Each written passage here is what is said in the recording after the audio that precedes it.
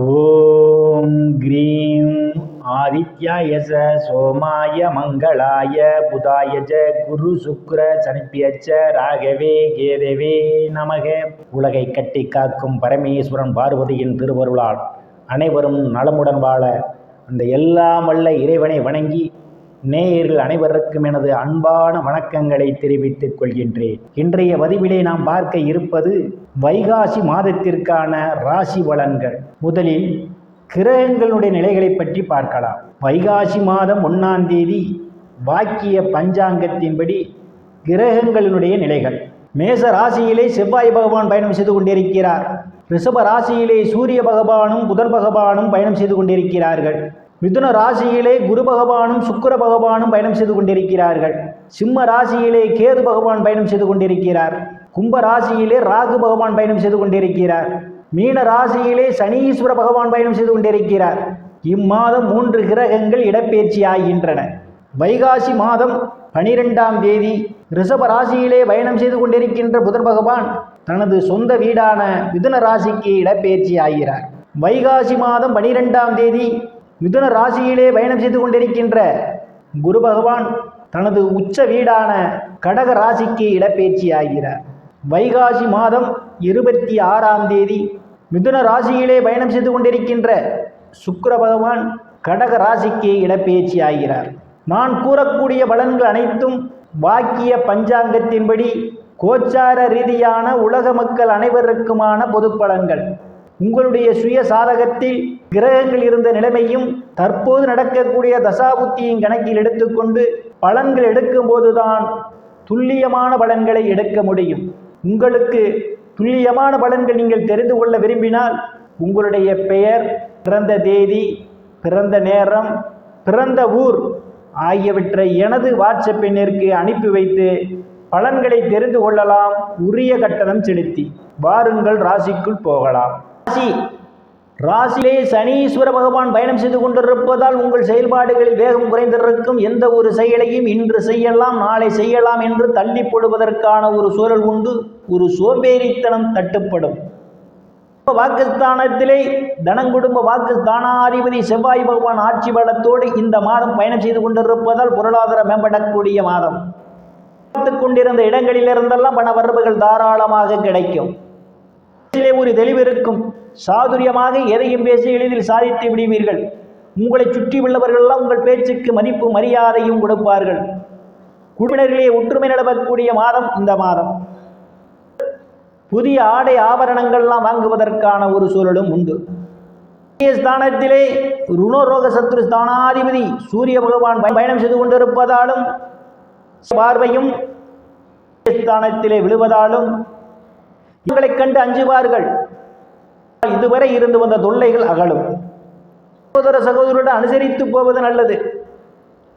கருத்து மோதல்கள் ஏற்படுவதற்கான ஒரு சூழலும் உண்டு. இம்மாதம் 12ஆம் தேதி வரை குரு பகவான் பயணம் செய்து கொண்டிருப்பதும் இம்மாதம் 26ஆம் தேதி வரை பயணம் செய்து கொண்டிருப்பதாலும் அன்பும் ஆதரவும் உங்களுக்கு நிறைந்திருக்கும். தாயார் உங்களுக்கு பக்க பலமாக இருப்பார். வீடு வாகனம் வாங்குவதற்கான யோக அமைப்புகள் உண்டு.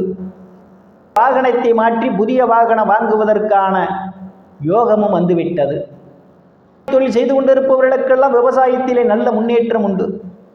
வருவாயை காண முடியும். போலாம் கால்நடை மூலமாக கூடுதலான வருவாய் உண்டு. நடத்துபவர்களுக்கு இது ஒரு பொன்னான காலமாகும். கூடுதலான வருவாயும் உண்டு. இருந்து வந்த மனக்கசப்புகள் எல்லாம் மாறி நல்ல நட்புணர்வு ஏற்படும். ஸ்தானத்திலே எந்தவித கிரகங்களும் இல்லை. பூர்வ புண்ணிய ஸ்தானத்தை தனங்குடும்ப வாக்கு ஸ்தானாதிபதியும் செவ்வாய் பகவான் பார்வையிடுவதாலும் 12ஆம் தேதியிலிருந்து பகவான் உச்சபலத்தோடு எதிர்பார்த்து கொண்டிருப்பவர்களுக்கு குழந்தை பாக்கியம் கிடைப்பதற்கான ஒரு சூழல் உண்டு. குழந்தைகளால் நற்பெயரும் புகழும் ஏற்படும். சிலருக்கு சுப நிகழ்ச்சிகளை நடத்துவீர்கள். சார்ந்தவர்களுக்கெல்லாம் புதிய வாய்ப்புகள் தேடி வரும். கலைத்துறையின் மூலமாக கூடுதலான வருவாயை காண முடியும். பல்வேறு பிரச்சனைகளுக்கு மத்தியிலே உங்கள் காதல் திருமணம் நிறைவேறுவதற்கான ஒரு சூழலும் உண்டு. சன்னியாசிகளை சந்திப்பீர்கள். ஆசியும் ஆசீர்வாதமும் உங்களுக்கு நிறைந்திருக்கும். ரேஸ், குதிரை பந்தயம் மற்றும் சூதாட்டங்களில் ஈடுபடுபவர்களுக்கெல்லாம் இது ஒரு பொன்னான காலமாகும். கூடுதலான வருவாய் உண்டு. குலதெய்வ கோயிலுக்கு போய் வருவதற்காக திட்டமிட்டுக் கொண்டிருப்பவர்களுக்கு இது வருகிறது. தெய்வத்தினுடைய அனுக்கிரகம் பரிபூர்ணமாக நிறைந்திருக்கும். ஸ்தானத்திலே பயணம் செய்து கொண்டிருப்பதால் அவதிப்படுபவர்களும் கடலில் விழுவதற்கான ஒரு சூழல் உண்டு. செய்யக்கூடிய இடத்திலே சக பணியாளர்களுடன் அனுசரித்து போவது நல்லது. கருத்து மோதல்கள் ஏற்படும். எந்தவித கிரகங்களும் இல்லை. களத்திர ஸ்தானத்தை சனீஸ்வர பகவான் பார்வையிடுவதால் இடையே ஒருவருக்கு ஒருவர் அனுசரித்து போக வேண்டும். உங்களுக்குள் சண்டை சச்சரவுகள் ஏற்பட வாய்ப்புகள் உண்டு. கூடுதல் கவனம் எடுத்துக்கொள்ள வேண்டும். எந்தவித கிரகங்களும் இல்லை. அஷ்டமஸ்தானத்தை 2ஆம் தேதி வரை குரு பகவான் பார்வையிடுவதாலும் தனம் குடும்ப வாக்குஸ்தானாதிபதியுமான செவ்வாயினுடைய பார்வை விடுவதாலும் எதிர்பாராத நேரங்களில் எதிர்பாராத இடங்களில் இருந்து எதிர்பாராத பண வரவுகள் எல்லாம் உங்களுக்கு கிடைப்பதற்கான ஒரு சூழல் உண்டு. அதிர்ஷ்டம் உங்கள் கதவை தட்ட காத்துக் கொண்டிருக்கின்றது. எந்தவித கிரகங்களும் இல்லை. பாக்கியாதிபதி செவ்வாய் பகவான் பார்வையிடுவதும் 12ஆம் தேதியிலிருந்து குரு பகவான் பார்வையிடுவதாலும் தன் அன்பும் ஆதரவும் உங்களுக்கு நிறைந்திருக்கும். தந்தை உங்களுக்கு பக்க பலமாக இருப்பார். சொத்துக்களில் ஏதேனும் பிரச்சனைகள் இருந்தால் அவை உங்களுக்கு சாதகமான முடிவுக்கு வரும். காரியங்களிலே ஈடுபடுவீர்கள். சிலர் புண்ணிய ஸ்தலங்களுக்கு போய் வருவீர்கள். அதற்காக முயற்சி செய்து கொண்டிருப்பவர்களுக்கு வெளிநாடு செல்வதற்கான வாய்ப்புகளும் தேடி வருகின்றது. தெரியாதவர்களெல்லாம் உதவிக்கரம் நீட்டுவார்கள்.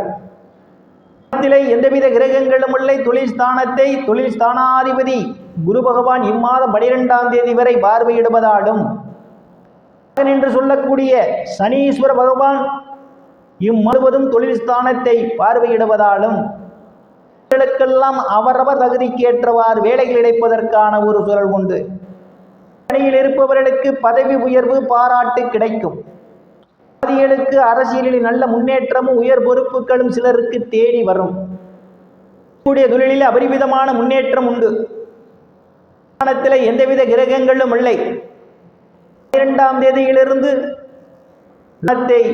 ராசிநாதன் குரு பகவான் பார்வையிடுவதால் நீங்கள் செய்யக்கூடிய தொழிலில் இரட்டிப்பான வருவாய் உண்டு. சகோதர சகோதரனுடைய அன்பும் ஆதரவும் நிறைந்திருக்கும். அவர்களால் அனுகூலமான பலன்கள் உண்டு. நண்பர்களுக்கு பக்க பலமாக இருப்பார்கள். ராகு பகவான் பயணம் செய்து கொண்டிருப்பதும் 2ஆம் தேதி வரை ராசிநாதன் குருவினுடைய பார்வையும் விரயஸ்தானத்திலே விழுவதாலும் இதற்காக முயற்சி செய்து கொண்டிருப்பவர்களுக்கு வெளிநாடு செல்வதற்கான வாய்ப்புகளும் தேடி வருகின்றது.